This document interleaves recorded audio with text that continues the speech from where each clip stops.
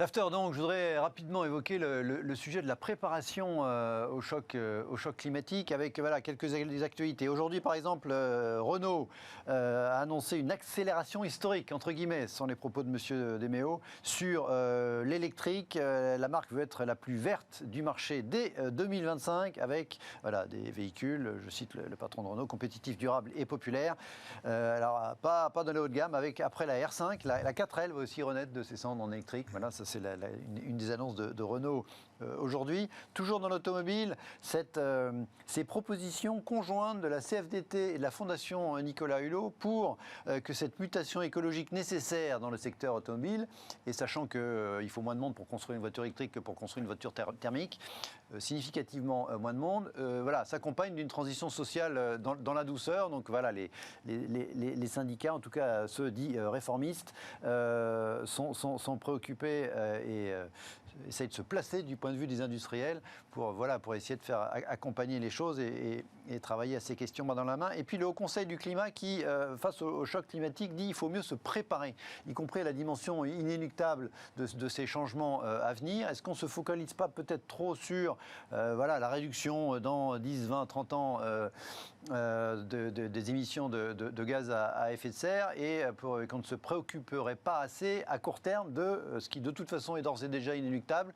à la fois pour la société et pour les industriels. Comment vous analysez ces deux, trois actualités concernant le climat que je viens d'évoquer, qui sont pour le coup deux françaises et une qui est plus large, même si le Haut Conseil pour le climat, c'est le Conseil français, donc il est censé concerner et en tout cas se préoccuper de la situation chez nous. Gilbert. Alors, d'abord, il faut se féliciter de voir que tous les constructeurs automobiles français et européens se mobilisent complètement pour porter l'image d'industriels tournés vers les préoccupations climatiques, vers le zéro émission net, vers... mais le risque, c'est que ça soit violent sur l'emploi. Il faut s'en féliciter. Alors maintenant, moi, je suis technologiquement incapable de savoir si on peut envisager des produits automobiles totalement satisfaisants dans un horizon assez court et électrique. Pour l'instant, je veux dire, c'est encore en progression, quoi.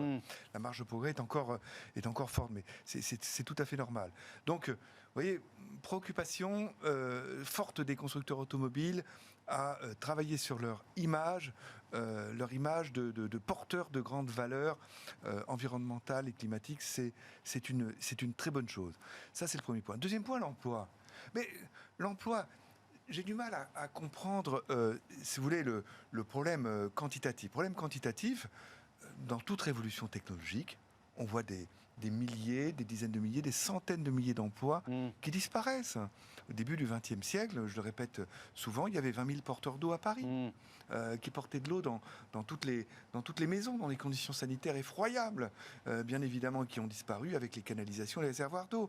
Bon, le poinçonneur des lilas a disparu. Beaucoup de métiers disparaissent. Il y a des mutations économiques qui sont souhaitables. Les gains de productivité, c'est-à-dire le fait qu'on puisse produire la même chose avec moins d'emplois, les gains de productivité sont la source de l'amélioration de notre niveau de vie économique. Donc c'est quelque chose de souhaitable. Simplement, ça signifie qu'il faut accompagner les déversements, les transferts d'emploi de certaines activités vers d'autres activités. Il faut des systèmes de formation agiles, très réactifs pour faire ces accompagnements. On sait qu'il y a des activités qui vont nécessiter de la main-d'œuvre. On parle bien sûr de l'isolement thermique, on parle de quantité de choses, mais encore une fois, le fait qu'on puisse produire des automobiles avec moins de main-d'œuvre, c'est bien. C'est une très bonne chose. Ça veut dire que notre niveau de vie économique va augmenter. Qui peut c'est peut-être pas une très bonne chose pour ceux qui aujourd'hui constituent cette manœuvre, mais c'est un autre sujet. C'est des personnes qu'il faut accompagner. Le porteur d'eau qui a disparu, il a fallu l'accompagner pour qu'il aille vers d'autres activités. On n'a plus le temps. Paul, est-ce que vos clients ils se préparent à ce choc climatique? Est-ce que vous avez le sentiment qu'ils sont dans une logique de préparation? Mais bien entendu, et c'est à nous de les accompagner sur ce point. En tant que banque d'affaires, L'Argilière Finance, auprès des dirigeants de PME et de TI, toujours, on est très attentif à ce point. Pourquoi? Parce qu'il y a une mutation mutation de notre vie, de l'emploi. On sait que cette transition, elle est inéluctable. Donc il faut aider les entreprises à évoluer. Concrètement, c'est quoi? C'est apporter une couche d'analyse, de compréhension et également d'explication des aspects environnementaux, mais également sociétaux, mais également sur la réindustrialisation des PME, des ETI. Les fonds d'investissement ont maintenant des poches réservées à ça.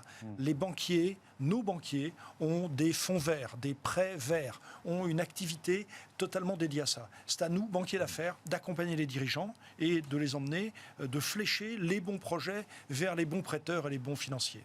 Et ce sera notre façon à nous d'être des acteurs de la transition. C'est une des raisons, ça peut être une des raisons qui fait qu'on rachète ou qu'on vend une entreprise? La transition climatique. C'est regardé aujourd'hui et ce sera bien sûr un élément, ce sera un moteur de décision. Ça fera partie des éléments de décision demain.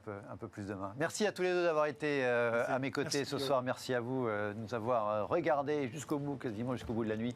Rendez-vous demain, même heure, même adresse. Très bonne soirée.